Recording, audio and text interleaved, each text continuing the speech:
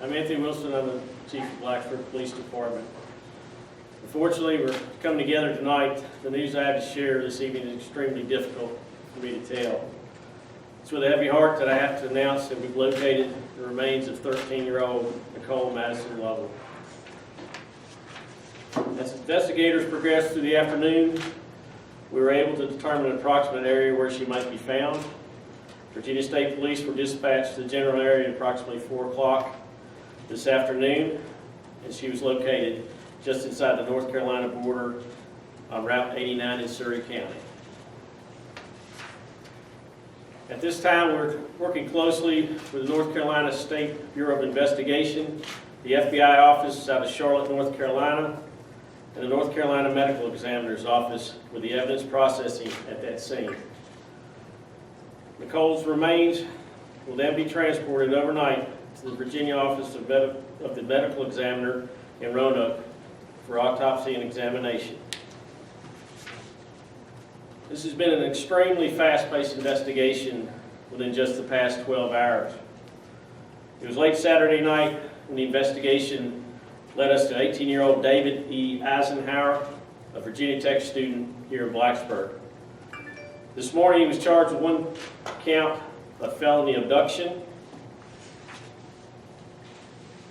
Since the discovery of Nicole and through consultation with Montgomery County Commonwealth Attorney Mary Pettit, we've also just charged Eisenhower with first-degree murder. He continues to be held without bond in the Montgomery County Jail. The speed at which this investigation has moved today has been nothing less than incredible. We owe that to the outpouring of support and tips from the Blacksburg, Christiansburg, and Montgomery County communities. Without the help of our citizens' tips and information, we would not have been able to bring Nicole home to her family and let justice be served for her abduction and death. This has also been a heroic effort for so many different law enforcement agencies, which is why I must recognize all of our partners and their exceptional work. From the very beginning of this investigation, their only focus was to bring Nicole home. On behalf of the entire Blacksburg Police Department, I express my sincere appreciation to the hardworking and dedicated efforts of the Montgomery County Sheriff's Office, the Town of Christiansburg Police, the City of Radford Police, the Virginia Tech Police, the Virginia State Police, ATF, and of course our partners with the FBI. So where do we go from here? This investigation is far from over as we're continuing to conduct multiple interviews and processing additional evidence related to this crime.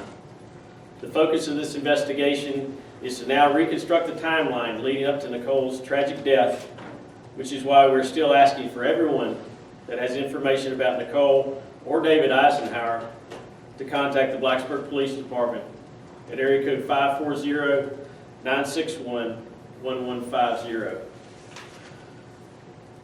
And I'm going to bring Montgomery County's Commonwealth Attorney Mary Pettit up with me.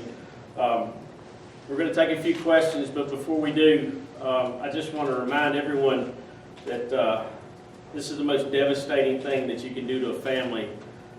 We have some very wounded folks in our community, and we ask that you please show them some respect. We will continue to be very transparent with you during this investigation, but just remember, these are the kind of crimes that rip communities apart.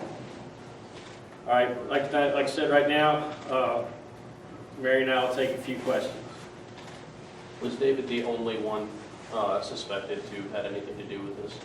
David, Mr. Eisenhower was developed as a suspect early on. It led to his arrest. It led to a ton of information that's being followed up with right now. I know you mentioned that the medical examiner is going to have to look at the remains, but are there any early indications whether her death was caused by something other than not having access to her medication for a couple days? In other words, I don't want to comment specifically on what evidence there may be. We're gathering a lot of it, and the medical examiner's report would certainly be a very important piece of that, and it will be some time before we have that. What condition were the remains found in, and when were they found? Well, again, I think the chief has already said they were found today. And again, the condition of it would be up to the medical examiner's office to. What time today? Approximately 4 o'clock this afternoon. How did the two meet?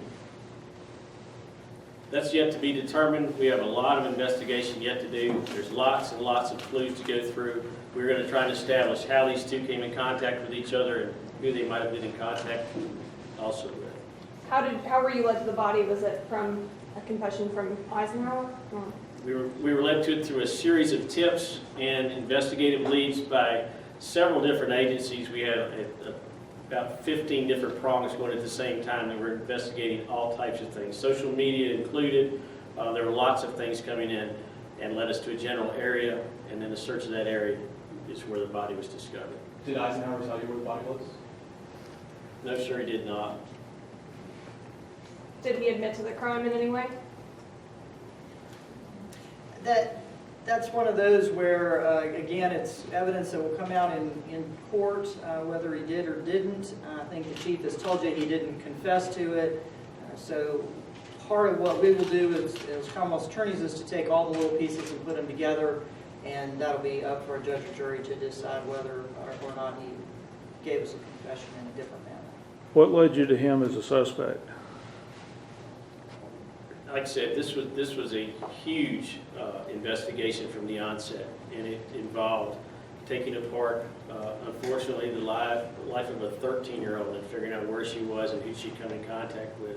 And I'm not going to go into all the specific pieces of it, but when the pieces all did come together, Mr. Eisenhower was identified.